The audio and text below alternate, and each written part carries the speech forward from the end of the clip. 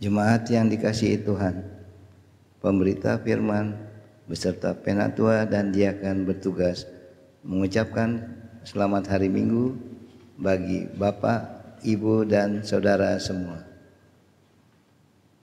Saudara-saudara yang dikasihi Tuhan, hari ini kita memasuki hari Minggu ke-11 sesudah Pentakosta. Kita masih tetap melaksanakan ibadah minggu di rumah atau kediaman kita masing-masing secara daring atau online. Kiranya ibadah yang kita lakukan saat ini berkenan di hadapan Tuhan dan membawa berkat bagi hidup beriman kita. Pemberita firman pada saat ini disampaikan oleh Diaken Abraham S. Sembiri. Jemaat, mari berdiri untuk menyambut firman Tuhan hadir di tengah-tengah persekutuan kita.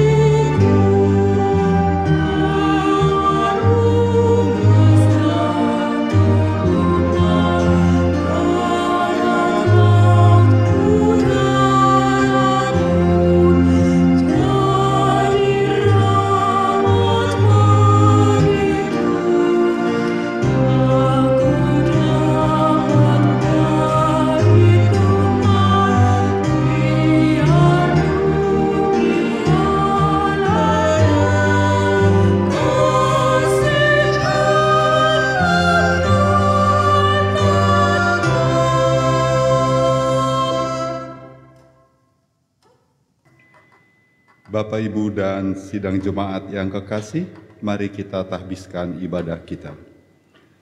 Pertolongan kita adalah dalam nama Tuhan yang menjadikan langit dan bumi.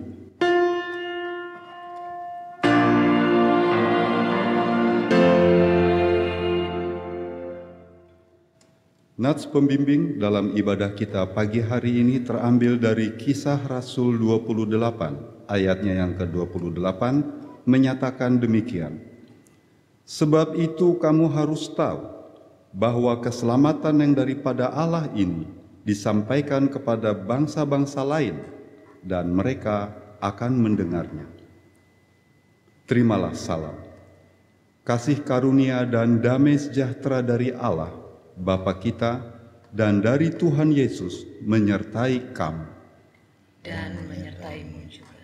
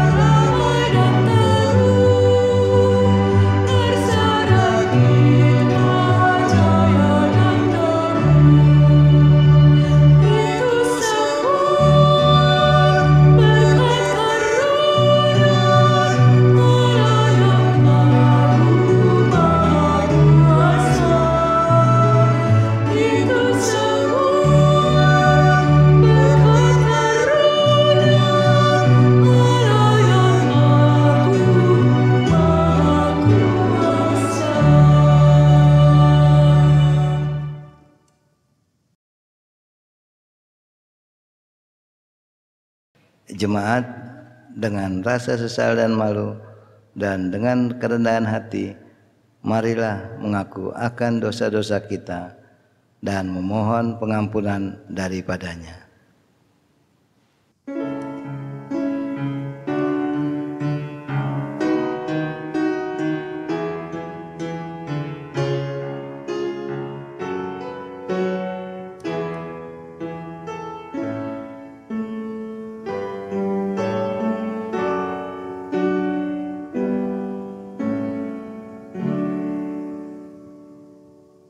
Ya Bapa, sumber anugerah, kasihanilah kami menurut kasih setiamu, dan hapuskanlah pelanggaran kami menurut rahmat-Mu yang besar. Bersihkanlah kami seluruhnya dari kesalahan kami, dan tahirkanlah kami dari dosa kami. Sebab kami sendiri sadar akan pelanggaran kami senantiasa bergumul dengan kesalahan kami. Jadikan hati kami tahir, ya Allah, dan perbaharuilah batin kami dengan roh yang teguh. Janganlah membuang kami dari hadapan-Mu, dan janganlah mengambil roh-Mu yang kudus daripada kami. Bangkitkanlah kembali pada kami kegirangan karena selamat yang daripada-Mu, dan lengkapilah kami dengan roh kerelaan. Demikianlah pengakuan kami. Dengarlah ya Tuhan.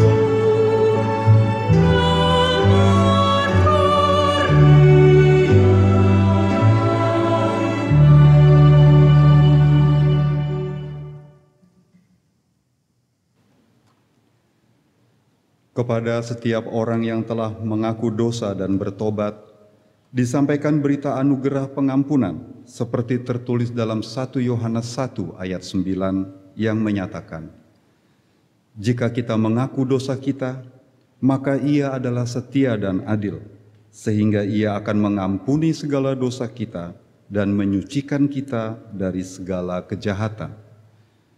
Berdasarkan firman Tuhan ini, maka sebagai pelayan Yesus Kristus, kami memberitakan bahwa pengampunan dosa telah berlaku dalam nama Bapa dan Anak dan Roh Kudus. Syukur kepada Tuhan. Amin.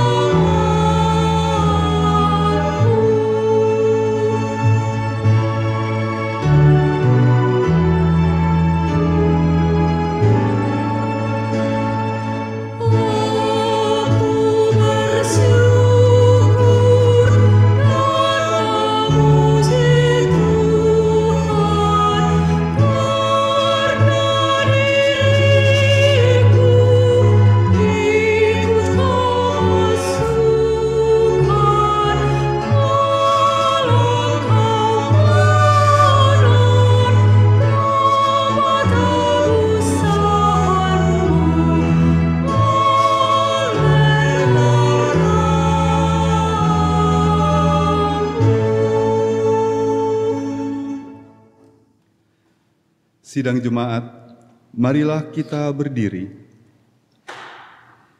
untuk mendengar perintah hidup baru sebagaimana tertulis dalam 1 Petrus 2 ayat 16 dan 17 yang menyatakan, "Hiduplah sebagai orang merdeka dan bukan seperti mereka yang menyalahgunakan kemerdekaan itu untuk menyelubungi kejahatan-kejahatan mereka, tetapi hiduplah sebagai hamba Allah. Hormatilah semua orang, kasihilah saudara-saudaramu, takutlah akan Allah, hormatilah Raja." Roh Kudus menolong kita mewujudkan kemuliaan Allah dalam seluruh hidup dan kesaksian kita di dunia.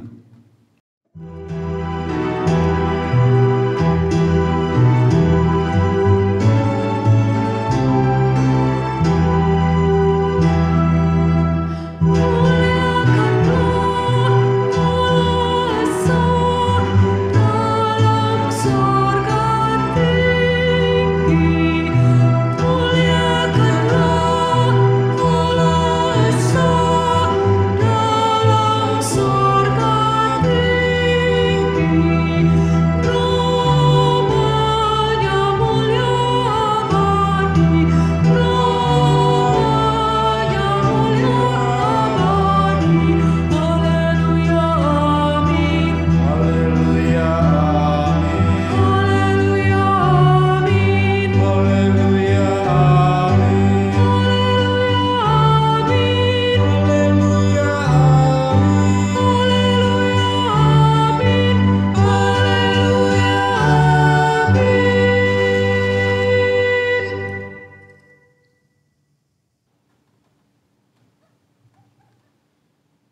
Sidang Jumat yang dikasihi Allah, sebelum kita membaca dan mendengar pemberitaan firman Tuhan, marilah kita berdoa memohon penyertaan Roh Kudus. Kita berdoa. Tuhan Yesus yang Maha Baik, lihatlah kami umat-Mu di sini yang tengah menantikan firman Tuhan. Utuslah Roh Kudus-Mu ke tengah-tengah persekutuan kami ini, dan biarlah baik hamba yang berbicara maupun sidang jemaat yang mendengarkan, Tuhan urapi dengan kuasa Roh Kudus, agar kami semua mengerti, memahami, dan terlebih-lebih mampu melaksanakan apa yang Tuhan inginkan dalam kehendak dan kehendaki dalam hidup kami. Bersabdalah ya Tuhan, karena umat-Mu sedia untuk mendengar. Amin. Jemaat, marilah kita berdiri untuk mendengarkan firman Tuhan yang dibacakan dari Alkitab. Haleluya.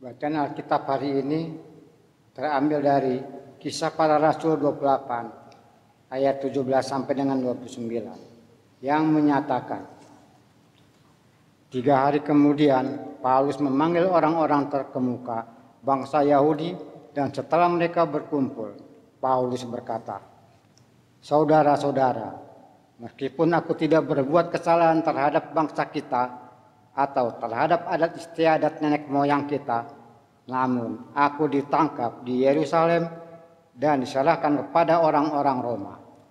Setelah aku diperiksa, mereka bermaksud melepaskan aku, karena tidak terdapat suatu kesalahan pun padaku yang setimpal dengan hukuman mati. Akan tetapi orang-orang Yahudi menentangnya, dan karena itu terpaksalah aku naik banding kepada Kaisar, tetapi bukan dengan maksud untuk mengadukan bangsaku. Itulah sebabnya aku meminta supaya aku melihat kamu dan berbicara dengan kamu, sebab justru karena pelanggaran kamu Israel dengan kamu, sebab justru karena pengharapan Israel aku diikat dengan belenggu ini. Aku akan tetapi mereka berkata padanya, kami tidak menerima surat-surat dari Yudea tentang engkau, dan juga tidak seorang pun dari saudara-saudara kita datang memberikan apa-apa yang jahat mengenai engkau. Tetapi kami ini mendengar dari engkau bagaimana pikiranmu, sebab tentang mazhab ini kami tahu bahwa di mana-mana pun ia mendapat perlawanan. Lalu mereka menentukan suatu hari untuk Paulus. Pada hari yang ditentukan itu, datanglah mereka dalam jumlah besar ke tempat tumpangannya. Ia menerangkan dan memberi kesaksian kepada rekan tentang kerajaan Allah. Dan berdasarkan hukum Musa dan kitab para nabi, ia berusaha meyakinkan mereka tentang Yesus. Hal itu berlangsung dari pagi sampai sore. Ada yang dapat diyakinkan oleh perkataannya, ada yang tetapi tidak percaya. Maka bubarlah pertemuan itu dengan tidak ada kesesuaian di antara mereka. Tetapi Paulus masih mengatakan perkataan satu ini, tepatlah firman yang disampaikan Roh Kudus kepada nenek moyang kita dengan perantaraan Nabi Yesaya. Dengarlah kepada bangsa ini dan katakanlah, kamu akan mendengar dan mendengar, namun tidak mengerti. Kamu akan melihat dan melihat, namun tidak menanggap. Sebab hati bangsa ini telah menebal, dan telinganya berat mendengar, dan matanya melekat tertutup, supaya jangan mereka melihat dengan matanya, dan mendengar dengan telinganya, dan mengerti dengan kakinya, dengan hatinya, lalu berbalik, sehingga aku menyembahkan mereka. Sebab itu, kamu harus tahu bahwa keselamatan yang daripada Allah ini disampaikan kepada bangsa-bangsa lain dan mereka akan mendengarnya. Dan setelah Paulus berkata demikian, pergilah orang-orang Yahudi itu dengan banyak perbedaan paham antara mereka.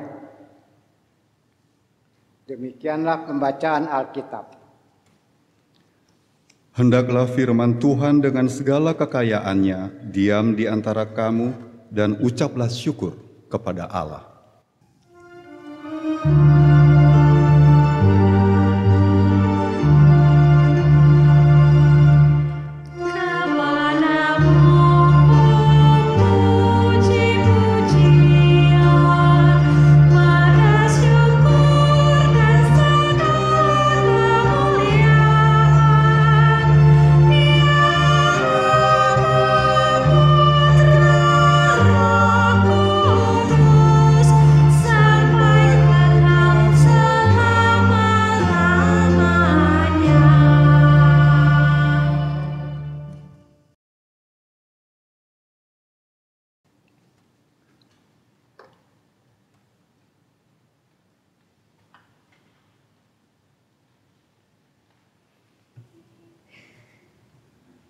Bapak, Ibu, dan sidang jemaat yang dikasihi Tuhan Yesus, selamat pagi, Shalom. Bacaan kita pagi hari ini yang terambil dari Kisah Rasul 28, ayat yang ke-17 hingga 28 adalah bagian penutup daripada buku Kisah Para Rasul ini. Dan sebagaimana kita ketahui,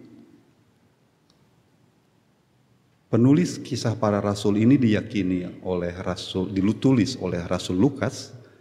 Beliau bukunya yang pertama adalah Injil Lukas.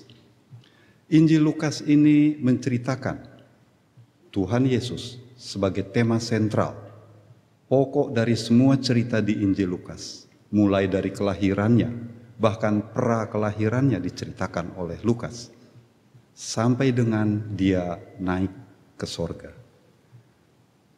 Bukunya yang kedua, yang kemudian diberi nama Kisah Para Rasul ini, adalah merupakan kelanjutan daripada buku yang pertama.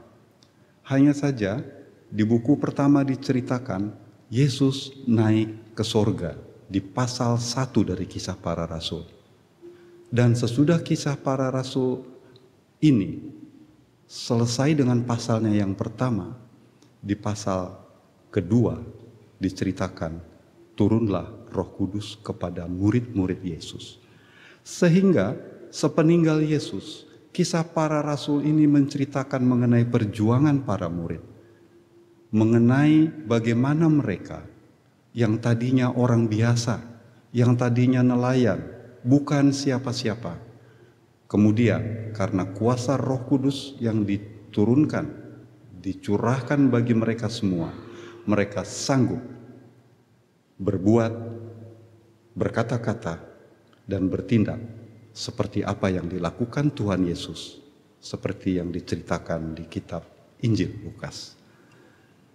Sehingga Kisah Para Rasul ini adalah menceritakan mengenai perjuangan para rasul. Tetapi yang penting kita pahami, Bapak, Ibu, dan saudara-saudara sekalian, bahwa ini semua karya daripada Roh Kudus yang dicurahkan bagi para murid. Tanpa ada pencurahan Roh Kudus, para murid tidak akan seperti yang dikisahkan di Kisah Para Rasul. Jadi tema sentral dari Kisah Para Rasul adalah kata-kata Yesus di awal kitab ini, yang menyatakan bahwa Injil ini, berita baik ini harus disebarkan mulai dari Yerusalem, kemudian seluruh provinsi Yudea, kemudian ke utara, ke Samaria, bahkan sampai ke ujung bumi. Penafsiran ujung bumi ini bisa berarti ke seluruh bangsa-bangsa, bisa juga berarti ke Roma yang merupakan ibu kota dari kerajaan. Perikop yang kita baca menyatakan bahwa Rasul Paulus tiba di Roma. Apabila kita perhatikan di ayat ke-16, satu ayat sebelum perikop yang kita baca. Di situ dinyatakan, setelah kami tiba di Roma, Paulus diperbolehkan tinggal dalam rumah sendiri bersama-sama seorang prajurit yang mengawalnya. Dia tiba di Roma tidak sebagai orang bebas, dia sebagai tahanan rumah. Dan Rasul Lukas, penulis buku ini, menyertai Rasul Paulus karena dia berkata, kami tiba di Roma. Besar kemungkinan bukan hanya Lukas dan Paulus yang tiba di Roma, tetapi ada juga beberapa murid lain yang menyertainya. Rasul Paulus begitu tiba di Roma, statusnya tahanan. Tujuannya adalah naik banding kepada Kaisar. Karena Rasul Paulus memiliki hak naik banding. Rasul Paulus pemegang KTP Roma. Dia memiliki hak sebagai warga kota Roma untuk naik banding kepada Kaisar. Apa kasusnya? Kasus Rasul Paulus dijelaskan oleh Rasul Paulus di ayatnya yang ke-17 dan 18.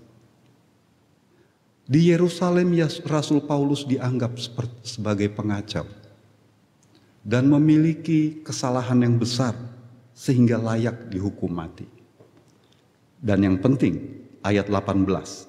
Setelah aku diperiksa, mereka bermaksud melepaskan aku, pemerintah Roma, gubernur jenderal yang berkuasa di Yerusalem dan sekitarnya, berniat melepaskan Paulus. Karena tidak terdapat satu kesalahan apapun, maka Rasul Paulus dilepaskan. Itu niat daripada penguasa di Yerusalem. Ayat 19, akan tetapi orang-orang Yahudi menentangnya.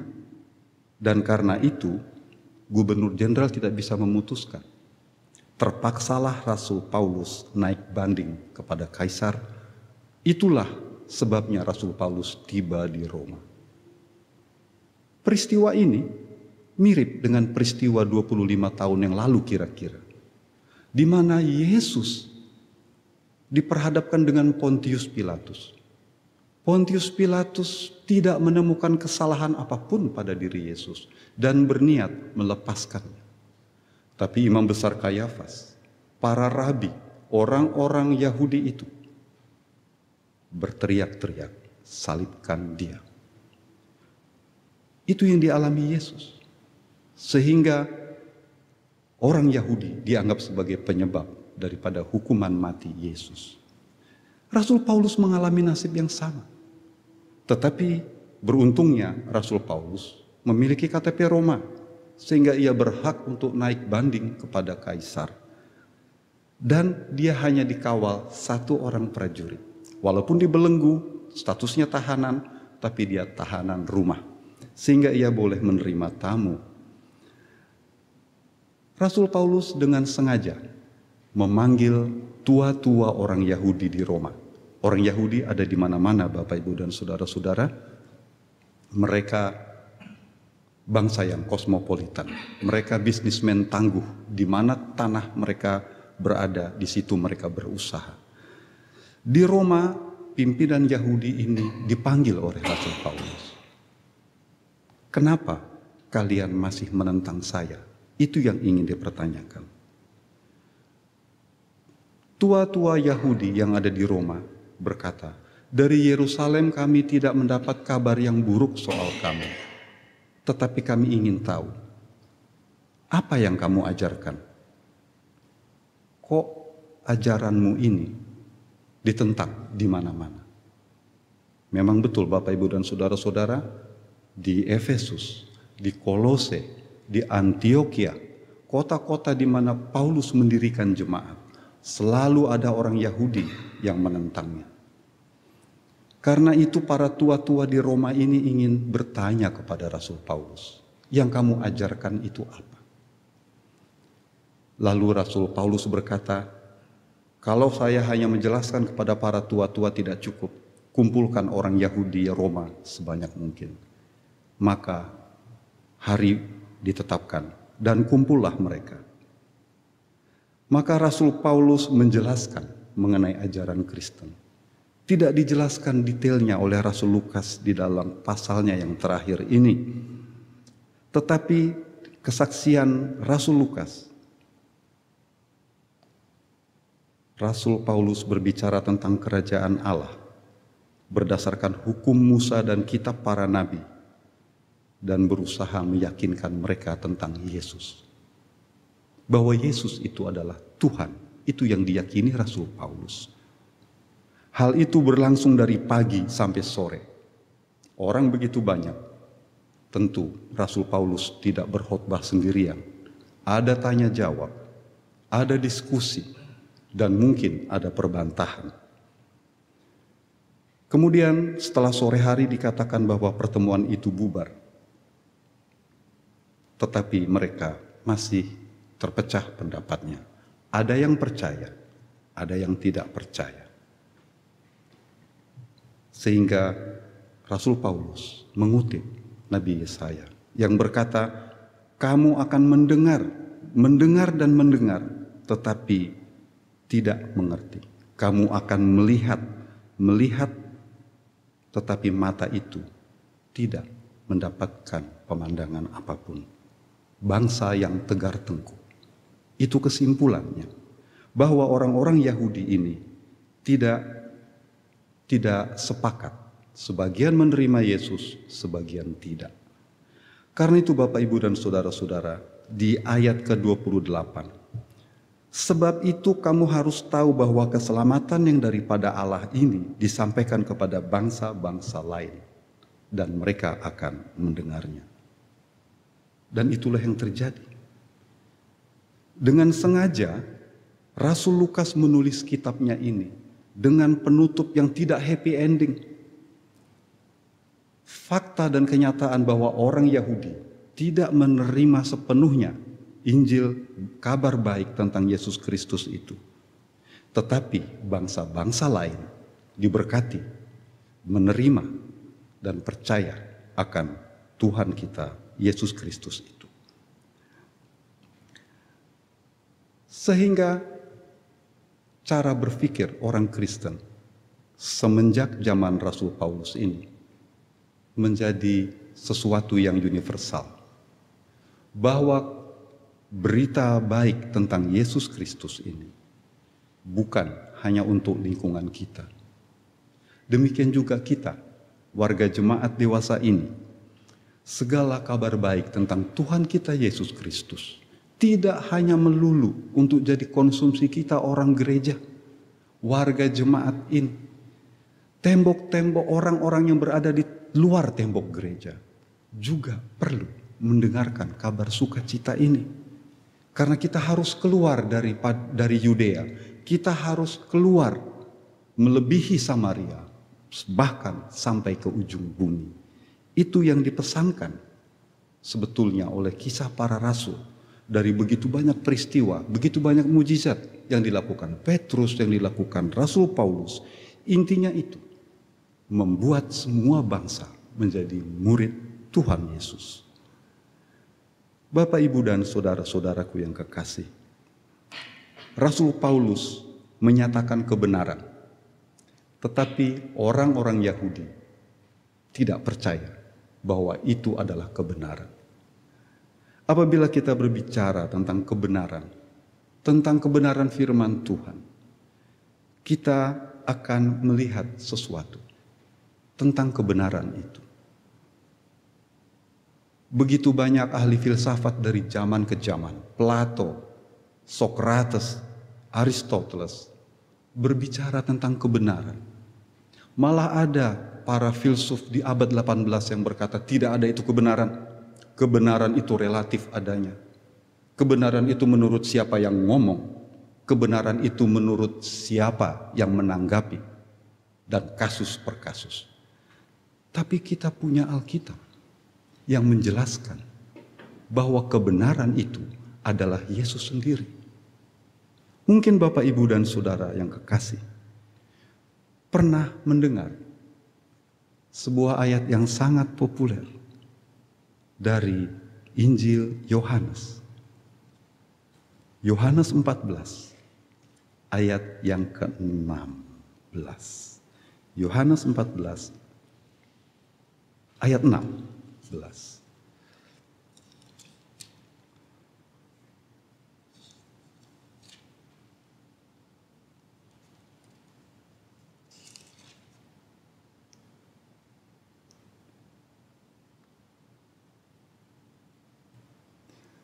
Di situ dinyatakan bahwa akulah jalan dan kebenaran dan hidup. Tidak ada yang sampai kepada Bapa selain melalui aku. Kita sering tidak teliti mendengar ayat ini. Kita selalu berpandangan bahwa Yesus itu jalan kebenaran dan hidup. Padahal Yesus menggunakan kata dan. Akulah jalan dan kebenaran dan hidup. Jadi Yesus adalah jalan itu, jalan menuju Bapa. Akulah kebenaran itu. Kebenaran itu adalah Yesus sendiri. Dan hidup yang kekal juga ada di dalam Dia. Bapak, Ibu, dan saudara-saudara yang kekasih, tugas kitalah sebagaimana yang diteladankan oleh Rasul Paulus untuk menyampaikan kebenaran-kebenaran itu kepada dunia. Sehingga dengan berniat untuk menceritakan kebenaran, itu artinya kita menceritakan Yesus kepada dunia. Apakah hal yang paling penting yang diajarkan Yesus? Yesus begitu banyak hal yang diajarkannya. Mulai dari hal yang sederhana sampai hal yang begitu sulit. Seperti apabila pipimu yang kiri ditampar, berilah yang kanan. Apakah sulit buat orang percaya? Sulit. Itu nampak ekstrim. Memang Yesus itu bukan laki-laki yang mainstream pada zamannya. Ajaran-ajarannya spesifik. Ajaran-ajarannya sangat mengherankan orang banyak. Karena itu banyak yang tertarik padanya. Sehingga Bapak, Ibu, dan saudara-saudara menyampaikan kabar tentang Yesus. Inti dari semua yang dikatakan Yesus adalah kasih. Apabila kita ingin menyampaikan kebenaran, sampaikanlah Yesus. Tidak hanya dengan kata-kata, tapi dengan perbuatan, yaitu perbuatan kasih. Tegur sapa yang penuh kasih. Menyampaikan pendapat dengan santun.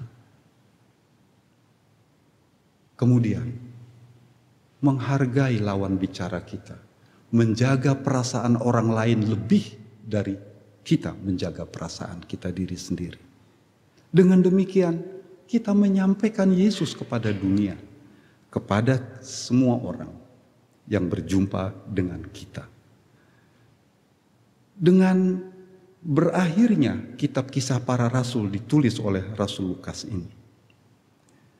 Orang-orang yang menjadi pengikut Tuhan Yesus kemudian begitu banyak.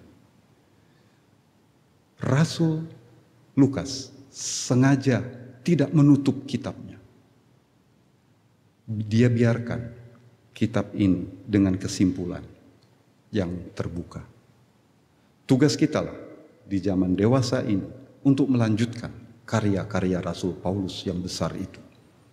Untuk dapat menjadikan dunia ini murid Tuhan Yesus. Tidak hanya manusia, bahkan di dalam pemahaman iman GPIB, kabar baik itu harus kita sampaikan kepada seluruh alam ciptaan. Kepada sungai, kepada gunung, kepada pohon, kepada kerabat kita yang seagama maupun yang tidak. Itulah tugas kita menyampaikan kabar baik itu. Sampaikanlah Yesus dalam bentuk kebenaran itu. Yesus yang Raja kebenaran itu akan menyertai kita dari sekarang sampai selama-lamanya. Terpujilah Dia. Amin.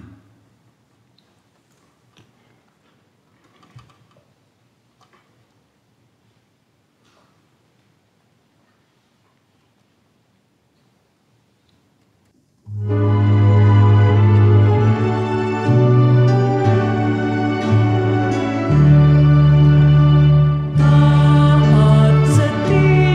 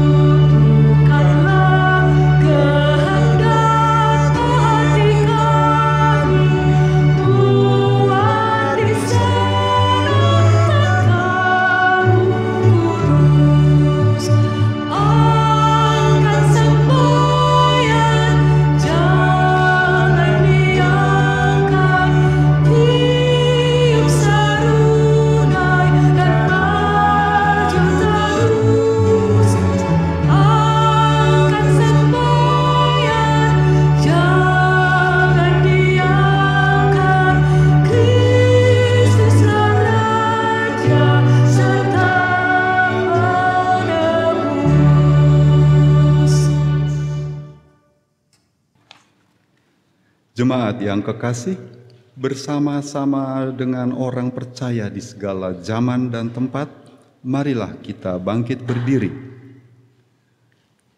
untuk mengaku iman menurut pengakuan iman rasuli.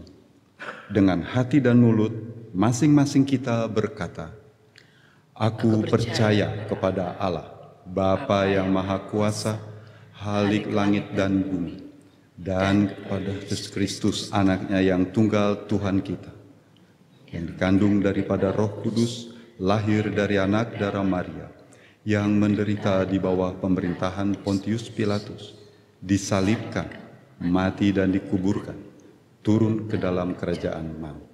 Pada hari yang ketiga, bangkit pula dari antara orang mati, naik ke sorga, duduk di sebelah kanan Allah, Bapa yang Maha Kuasa, dan akan datang dari sana untuk menghakimi orang yang hidup dan yang mati. Aku percaya kepada Roh Kudus, gereja yang kudus dan am, persekutuan orang kudus, pengampunan dosa, kebangkitan daging, dan hidup yang kekal.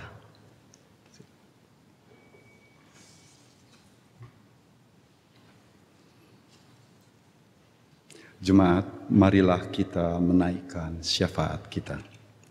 Kita berdoa. Bapa yang Maha Kasih, kami mengucap syukur bahwa keteladanan Paulus telah Tuhan berikan bagi kami melalui firman-Mu. Biarlah kami senantiasa dimampukan untuk berkata benar apabila itu benar, dan kami pun mampu berkata salah apabila itu memang salah. Hanya firman Tuhan, hanya Tuhan Yesus firman yang hidup itu yang menjadi pedoman kami tentang salah dan benar ini. Mampukan kami Bapa untuk kami dapat melaksanakannya. Bukan tugas yang mudah untuk dapat menjadikan semua bangsa murid Tuhan Yesus, tapi mampukan kami mulai dari tempat kami masing-masing, dari keluarga kami yang kecil, dari lingkungan kami yang kecil. Tuhan memampukan kami untuk dapat berkarya seperti Rasul Paulus. Bapa yang Maha Kasih, kami juga berdoa untuk pemerintah dan bangsa kami, yang esok akan kami rayakan hari ulang tahun proklamasi yang ke-75. Sudah sedemikian jauh bangsa kami ini berjalan, dan kami mengucap syukur atas penyertaan Tuhan selama ini. Demikian banyak yang telah dicapai oleh bangsa ini. Demikian banyak berkat Tuhan telah Tuhan sampaikan kepada rakyat Indonesia dari Sabang sampai Merauke.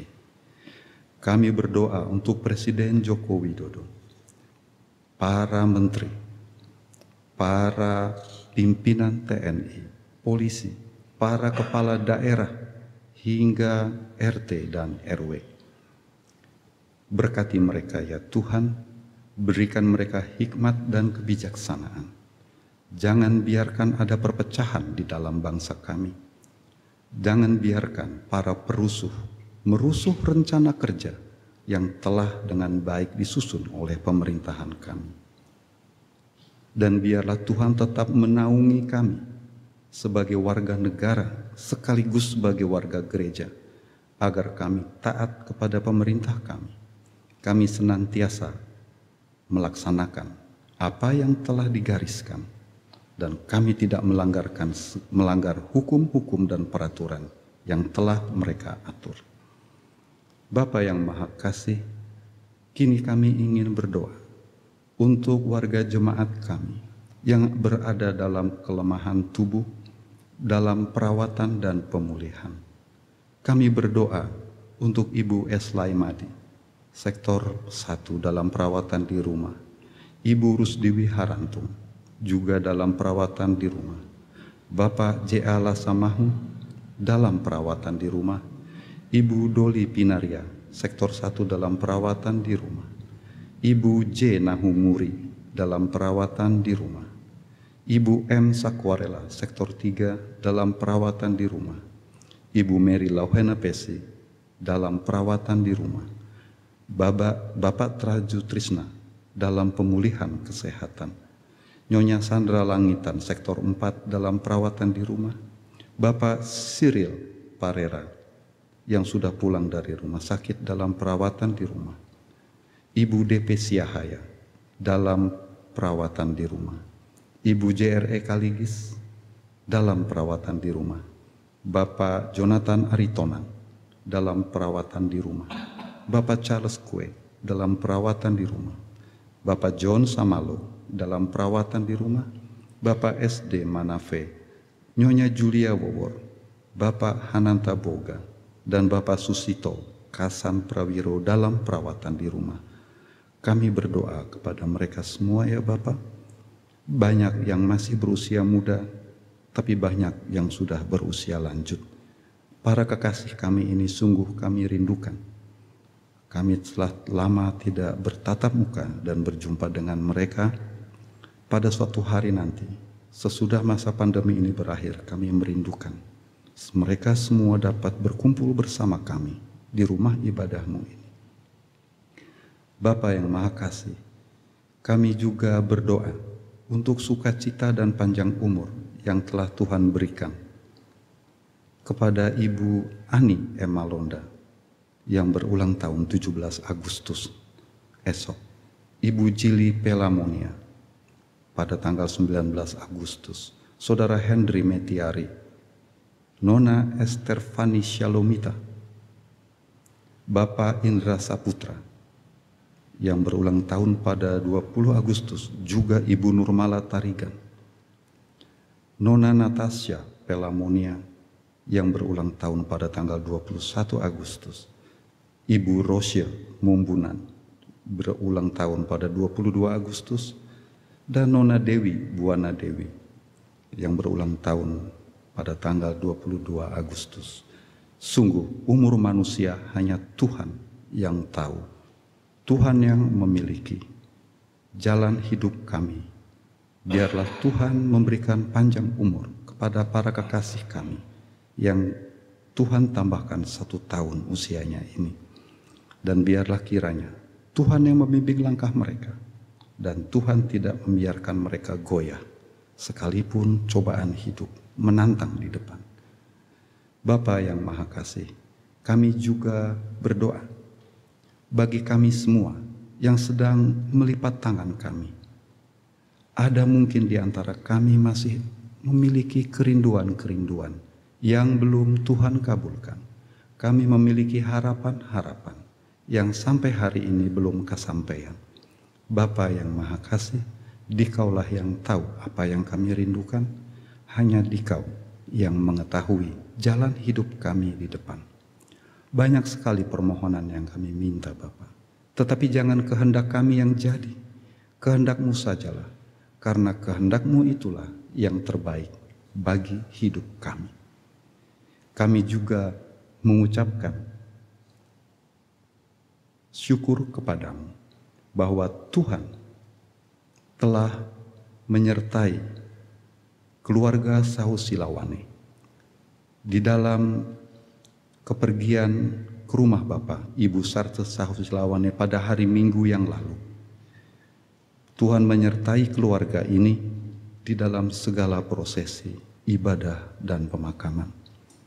Biarlah Tuhan yang menyertai keluarga Sahu Silawane, Bapak Alvarez, Volkhard, dan Dorin, bahkan cucu-cucu.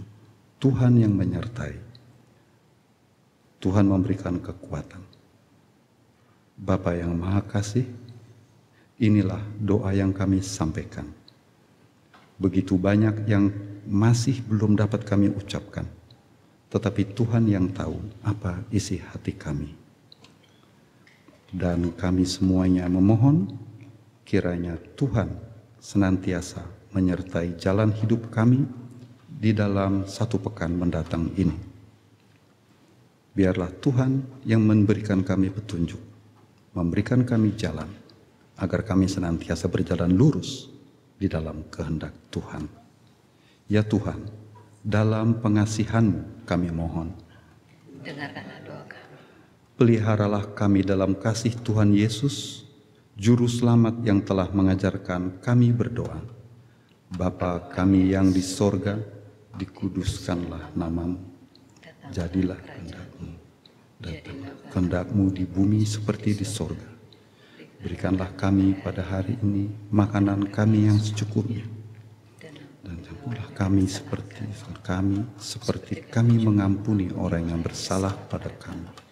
Dan janganlah membawa kami ke dalam pencobaan, tetapi lepaskanlah kami daripada yang jahat.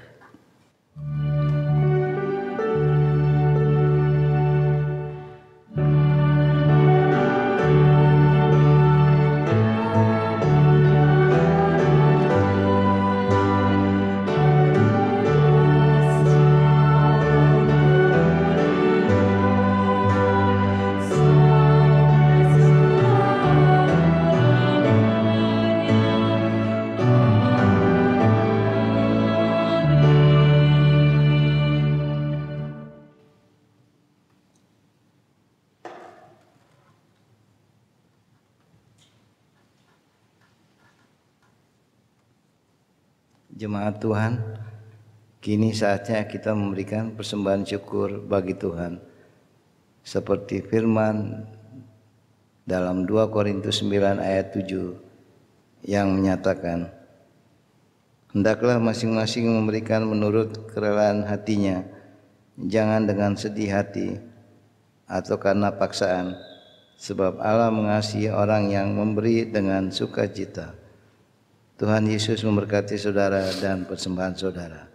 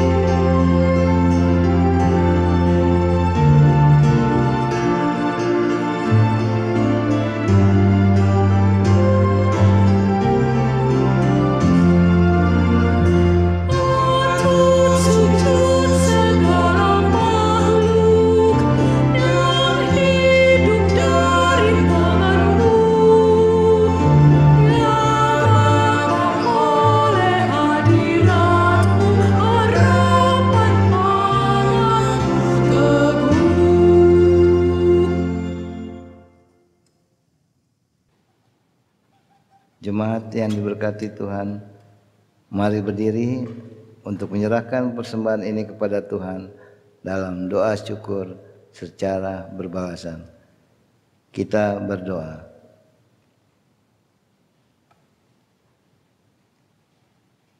Ya Tuhan, kasih-Mu setinggi langit dan setia-Mu sampai ke awan-awan.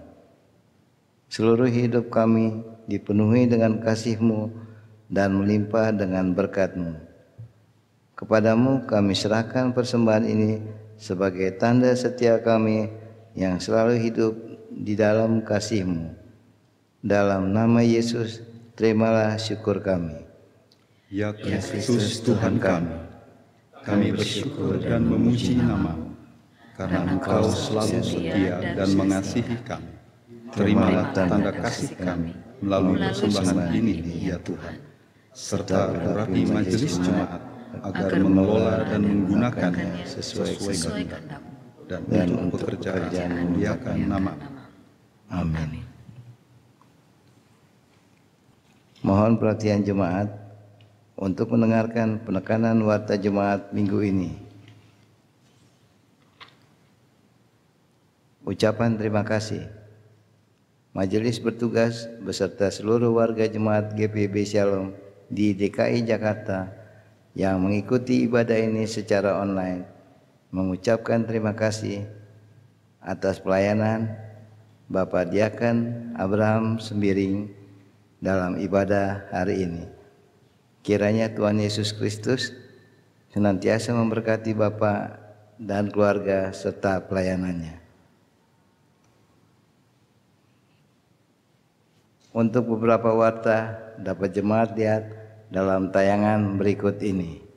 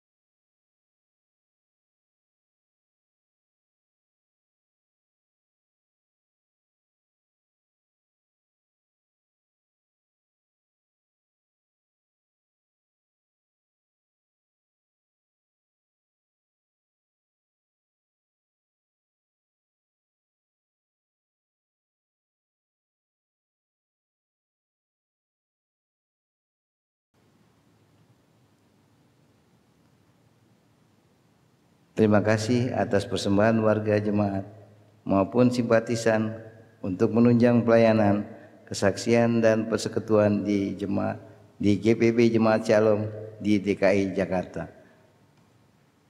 Untuk warta selengkapnya dan informasi keuangan dapat jemaat baca dalam warta jemaat digital dalam bentuk PDF yang dibagikan melalui grup sektor masing-masing untuk menjadi bahan informasi pelayanan sepekan mendatang ini. Demikian pokok-pokok warta jemaat minggu ini. Selamat memasuki hari Minggu ke-11 sesudah Pentakosta. Tuhan Yesus Kristus memberkati. Jemaat kami undang bangkit berdiri. Pergilah dengan damai sejahtera Tuhan ke dalam kehidupanmu sehari-hari, dan lakukanlah firman Tuhan yang telah saudara dengar.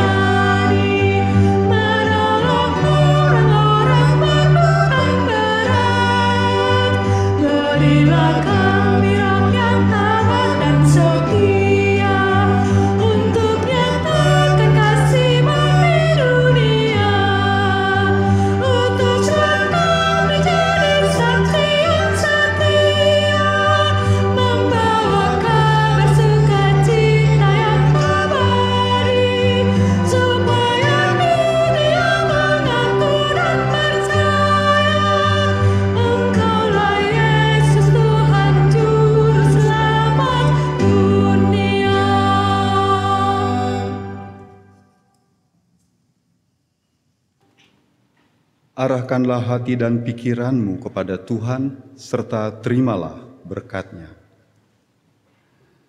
Tuhan memberkati engkau dan melindungi engkau.